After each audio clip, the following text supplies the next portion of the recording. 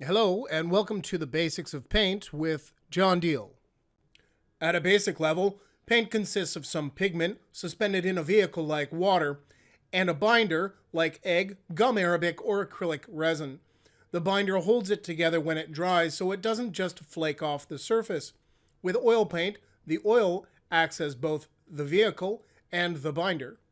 As long as 40,000 years ago, perhaps even longer, paint was as simple as using ground minerals like iron oxide, ochre, or hematite mixed into animal fat or the calcium-rich water found in caves. During the early Minoan era on the Mediterranean island of Crete, pigments were applied to fresh plaster using water to make frescoes. As the plaster dried, it would set, sealing the pigments in. This image of a toreador celebrates Minoan culture and exhibits their unique style. Asian lacquerware was developed in China and Japan, with examples dating back as early as 12,000 years ago. This medium used the sap from a local tree that could be thinned with alcohol or mixed with drying oils such as perilla oil or cedar oil, often used to adorn ornate boxes with its iconic red cinnabar or black designs. This example of a painted scene comes from the later Zhou dynasty.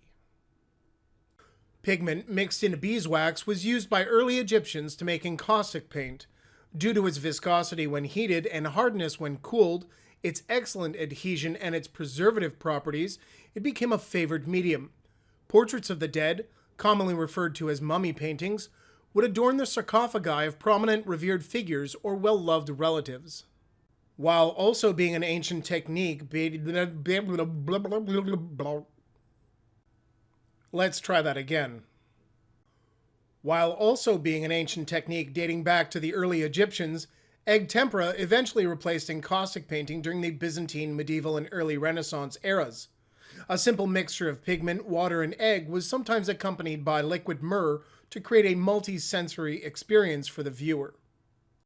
The early Renaissance saw artists experiment with suspending pigments in oils. Most notable was Jan van Eyck, who was one of the early pioneers of the novel process. Raw pigment is ground into a fine powder and added to a drying oil such as linseed, which acts as both vehicle and binder. Later artists would experiment with adding more oil for glazes, commonly referred to as a fat mixture. Others would thin it with turpentine for underpainting, referred to as a lean mixture. It is important to remember to always paint fat over lean. Otherwise, the leaner top layers will dry quicker than the fatter bottom layers, and the paint will crack. Artist oil paint is, at its basic formulation, pigment suspended in a drying oil. This is most commonly linseed oil.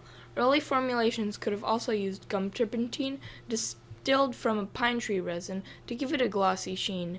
Modern oil paints like Winsor Newton, Old Holland, or Holbein use simply pigment and oil. Oil paint offers a long drying time, or, more accurately, the paint is hardened through a process called auto-oxidization. This permits a longer handling time, allowing the artist to blend colors better as well as to create luminous glazes. This also means that the oil painter needs to be patient to allow the paint to dry before working back on into the piece. There are two types of oils: drying oils and wet oils. Drying oils go through an exothermic chemical process that allows the oil to catalyze over time and dry. Linseed, walnut, poppy seed, and safflower oil are examples of this type. These are all good oils to use when painting to thin the paint if required, as they will dry over time. The most notable wet oil that is often used in painting is vegetable oil. This is used to thin the paint on your brush in the cleaning process. Do not use wet oils to paint with, as they will not dry and will only ruin your work. Only use these to clean your brushes with. There is a range of solvents on the market that can be used to thin oil paint and/or aid in cleaning up. They range in toxicity, with turpentine being considered more toxic than odorless mineral spirits.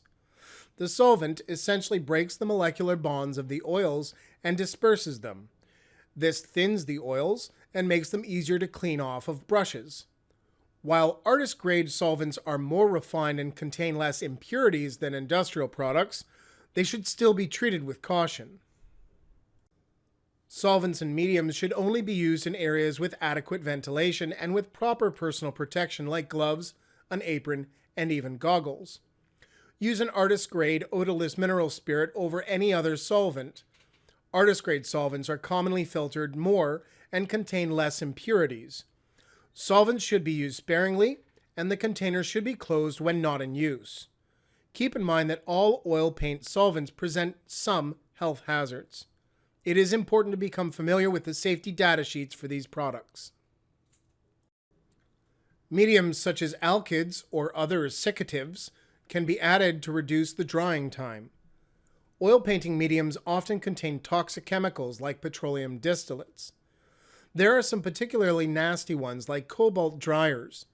This is a secative that aids in the drying process for oils, making them dry faster. Alkyd mediums are commonly used for glazing to reduce drying times and to alter the surface quality to gloss or matte. However, these mediums are toxic and should be avoided unless precautions are taken. Adequate ventilation and personal protective equipment need to be used to mitigate any risk of harm. During the 18th century, many ancient water-based mediums gained prominence in Europe, such as inks, gouache, and casein, which is made using milk protein. Perhaps the most significant development was modern watercolors, which use gum arabic and even honey to make a dried cake that could travel and, when needed, be re-wetted. This resurgence was the result of a confluence of factors. William Reeves and his brother Thomas began manufacturing watercolor cakes in the late 18th century. Employing new production methods and an innovation in the recipe, the pair were able to supply an increase of demand by citizens who had more time on their hands due to the technological advances of the modern age and effectively capitalized on emerging markets. Some consider the next several decades to be the golden age of watercolor. More recently, with the invention of acrylic resin, paint producers seized an opportunity to develop a new medium that combined the quick-drying qualities of watercolor and the voluminous body of oils. They suspended it in a water-soluble formula, and acrylic paints were born. This new medium paved the way for a new development in art making. Several artists from the schools of abstraction, op art, abstract expressionism, and pop art, as well as illustration, took advantage of the thick body, the rich, wide range of colors, and ease of use to make some of the most notable works of art of the mid to late 20th century. Artists such as Andy Warhol, Bridget Riley, Mark Rothko, and David Hockney created stunning works with this medium. Acrylic paints, by and large, do not present any notable health risks, and since they clean up easily with water, toxic chemicals can be avoided with ease. Most all acrylic paints will contain some amount of ammonia and propylene glycol. These are not present at levels that would make the average person ill, according to the information divulged in the SDS. The water, ammonia, and propylene glycol will evaporate into the air as part of the drying process. In large amounts, propylene glycol can present a low degree of toxicity for aquatic life. Additionally, in many of the acrylic mediums that you can add to change the character of the paint, formaldehyde is used as a preservative.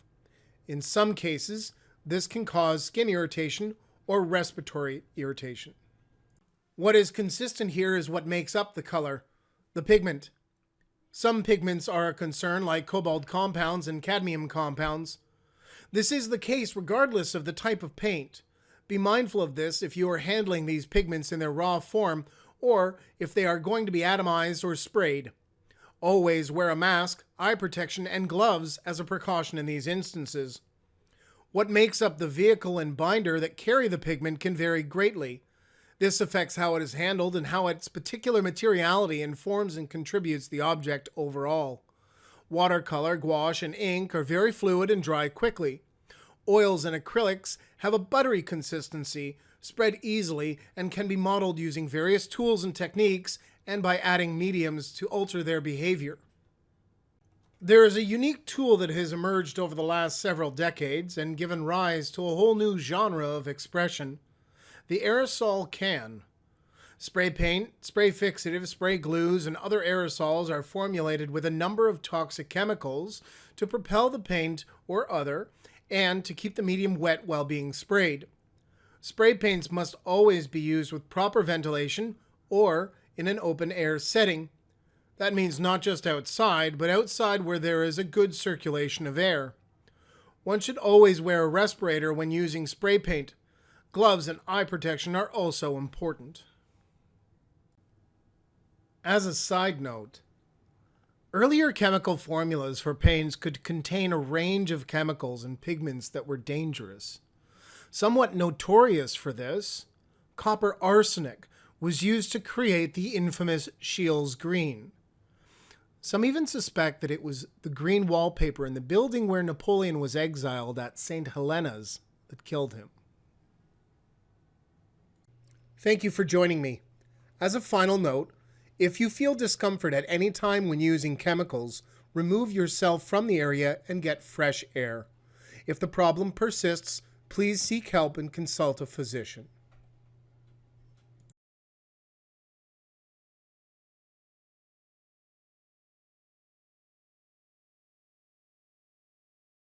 If you want to know more about the technical world of art, like and subscribe.